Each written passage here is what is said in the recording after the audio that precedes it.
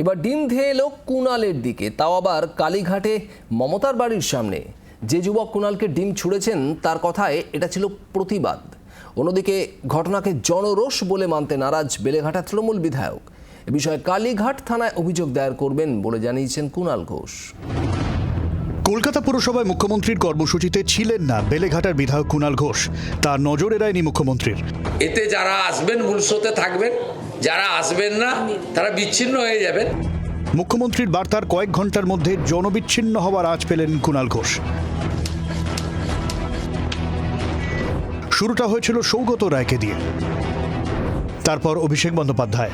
ক্রমেই দিকে দিকে তৃণমূল নেতাদের উদ্দেশ্য করে ডিম ছোড়া এখন কার্যত রুটিন হয়ে দাঁড়িয়েছে। শেষমেশ জনতার ক্ষোভ থেকে নিজেকে বাঁচাতে পারলেন না কুণাল ঘোষও। সোমবার বিকেলে প্রাক্তন মুখ্যমন্ত্রী মমতা বন্দ্যোপাধ্যায়ের কালীঘাটের বাড়ি থেকে বৈঠক সেরে বেরোচ্ছিলেন বেলেঘাটার তৃণমূল বিধায়ক কুণাল। সেই সময় রাস্তায় তিনি দেখেন তার জন্য ডিম হাতে অপেক্ষা করছেন একজন। কুণাল তাকে দেখতে পান, কিছু কথা হয় তাদের। পরক্ষণেই কুণালের মাথায় ডিম ছুঁড়ে মারা হয়। যে যুবক কুণালকে ডিম ছোড়েন তার নাম চন্দন। ये काम अत्याचार नहीं किया हम लोग पब्लिक के ऊपर में, ऐसा कुछ गलत काम नहीं किया जो पता नहीं है किसी को, सब कुछ जानता है। आज ये डीम खाने के लायक ही हो गया है, ये डीम खाने के लायक ही है आज, इसीलिए इसको डीम मारने हम लोग आए हैं। ঘটনাকে মানুষের ক্ষোভের বহিঃপ্রকাশ বলতে একেবারেই রাজি নন কুণাল।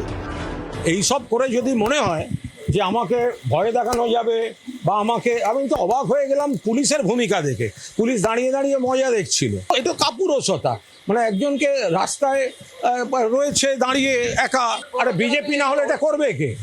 এদিন কালীঘাটের বৈঠকে ছিলেন কল্যাণ বন্দ্যোপাধ্যায়। তিনি ঘটনাকে পরিকল্পিত বলে অভিযোগ করেছেন। এরা হচ্ছে শুভেন্দু অধিকারীর লোক। এই ভবানীপুর বিধানসভা শুভেন্দু অধিকারীর বিধানসভা, সেই বিধানসভায় বিজেপির গুন্ডাগুলো এরকমভাবে ডিম ছুঁড়ে মারছে। পালা বদলের পর থেকেই ডিম প্রতিবাদ এবং ক্ষোভ প্রকাশের অস্ত্র হয়ে গিয়েছে। যেসব তৃণমূল নেতারা পালা বদলের আগে এলাকায় দাপট দেখাতেন, তারাই এখন ডিমের ভয়ে সিঁটিয়ে।